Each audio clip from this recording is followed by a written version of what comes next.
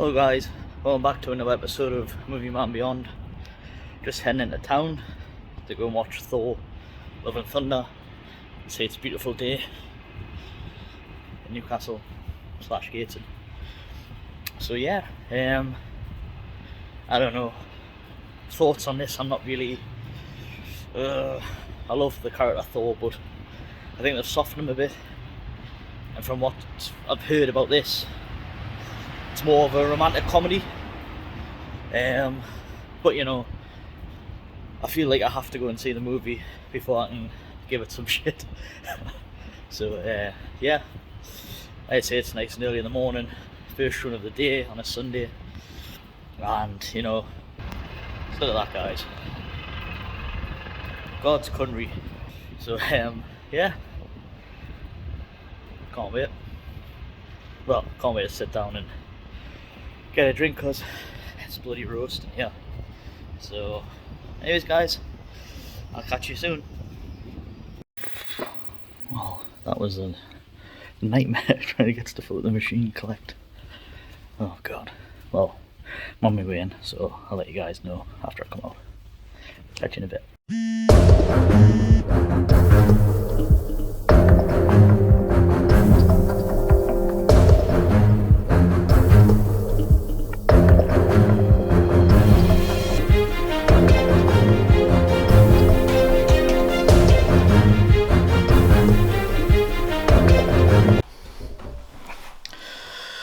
Well, I'm back, guys.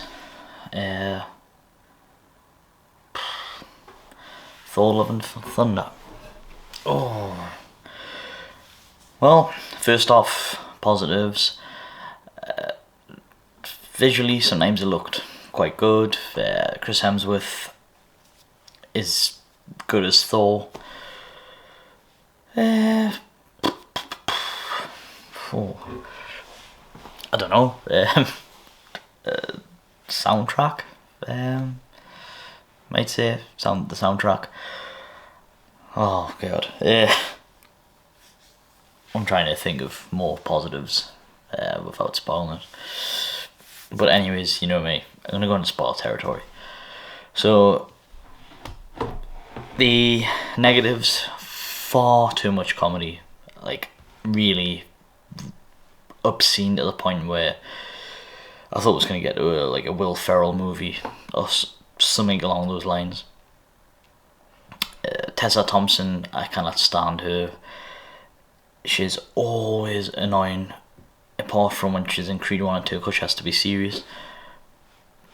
But when she's in this, when she was in Men in Black International, she's just so fucking over the top and overrated as an actress.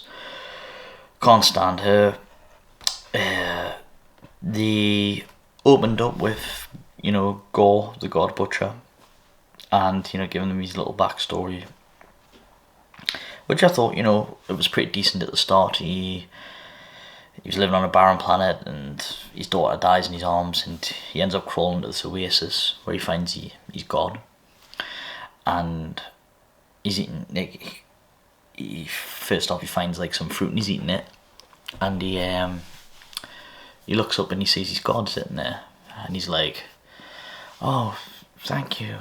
You know, he thinks he's come to save him, but God's like a cruel God, and he just talks to these like plant creatures that once again look ridiculous, and he just sort of says, look at this pitiful, something along those lines, like a pitiful man, and Christian Bale Gore is like, but I've worshipped you my whole life, and the guys tell him, oh, there's no afterlife, there's no prize for being a disciple, because they all come and go, and there'll be more after you're gone. So, and previous to that, his god had killed the person that had the sword, which is the necro sword? I want to double check that just so I'm sure it is. Necro sword. Yes.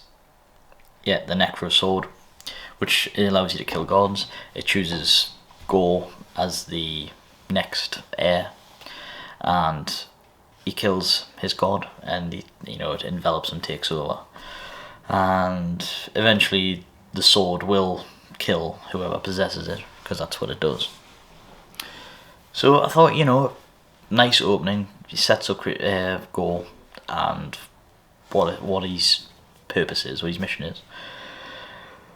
And then you cut to the opening, and it's Gorg talking about Thor, telling stories of he grew up, and then he cuts to Thor on a planet, and he's helping the Guardians of the Galaxy, and Thor's all alone, blah blah blah. He feels like doesn't have a purpose.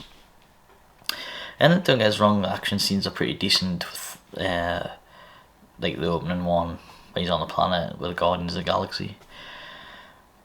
But then it spirals out of control, where it seems like every scene is just comedy. And to be honest, I was getting sick of it. For example, when they go to the planet that's with the gods on, with Zeus and stuff like that, and Thor's walking them through the room, like not a room, but it's a grand hall, and he's pointing out the different gods from different cultures and races and nations, and there's actually a god of a bow bun. Like, no shit. When you see those funny Japanese little caricatures, and it's like a bow bun with like a smiley face, like looking like a anime, and it's actually a bow bun. That's really, like, for me, that really took me out of the film. I was just like, this is just a parody of itself. Thor, Zeus, Russell Crowe, hamming it up. Love Russell Crowe as an actor, but he's just doing what he's been told to do. Literally lifting up his little skirt as he's coming downstairs, and the whole thing was like a bit of a joke. Like, he's meant to be the oldest god living, and he's meant to take Thor's clothes off, and you've seen the trailer, and he strips him naked, and you see terms of ass, and all the women are fainting, and it's like, and then he's like, goodness, I'm sure Zeus says, oh well, I'll remove the clothes from the women. They're like, oh no, you're not going to do that, as if like it's okay to do it with Thor, but it's not okay to do it with the women. So it's that, it's a lot of bias again with the way the movie was going. Stupid political messages in that sense. The Jane Foster storyline with Thor, I know it's done in the comics where she's got cancer, and she's dying, and it's taken, every time she uses Mjolnir, she takes the ability to fight the cancer, but the chemotherapy wasn't doing any good either.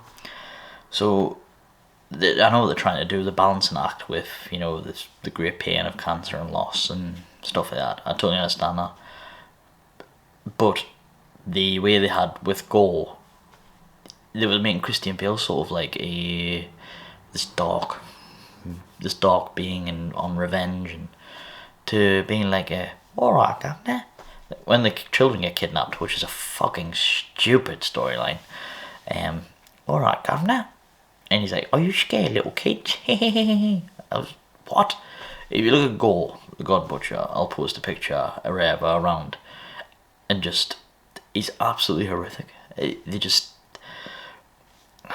made him so fucking soft and like silly. That's what this movie was. It was silly. Like Guns N' Roses. I think he has Sweet Child of Mine twice. Paradise City. And just it didn't seem this epic thing. It's Thor. We should be going on massive adventures and like fighting, beings of immense power, and it's just like he's fighting on like a beachfront somewhere, and I'm just, well, why? So they're trying to tug the heartstrings. Natalie Portman eventually dies in the final battle because she's exhausted and she's succumbed to the cancer. But obviously she had to get the last bit in as well, not Thor.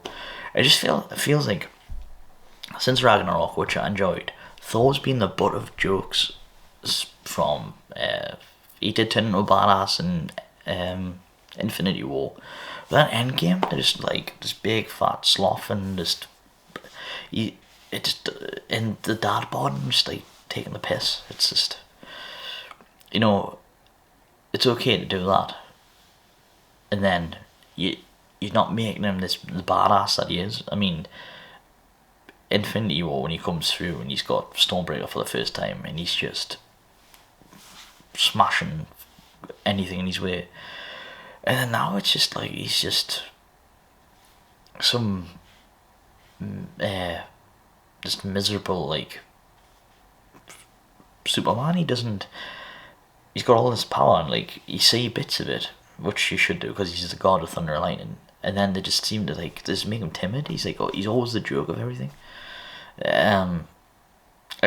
Going back to a good thing, you know how they do the theatre shows, and Matt Damon was in this again with Sam Neill as well playing Odin. But that was another thing. Let me just check. So obviously Hela from Thor Ragnarok, because they're reenacting that, they have Melissa McCarthy playing her, and I was just, oh, why? It's so annoying. Like, they need to sort of stop this whole thing where it just felt like the director and Marvel are just making an absolute mess. People have been like giving this 9s out of 10s, and it does not warrant that. I love Chris Hemsworth to bits, and he's a good actor.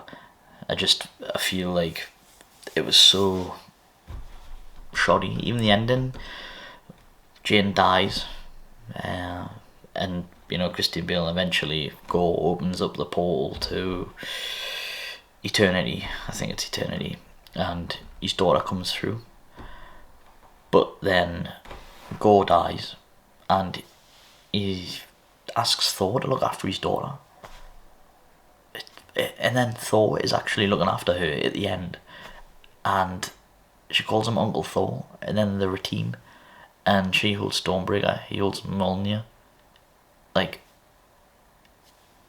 what the fuck? Like, just random as hell. I only watched the first end of credits, which was a Zeus talking to someone, and then that someone is Hercules, so he sends Hercules after Thor. Well, that's going to be great.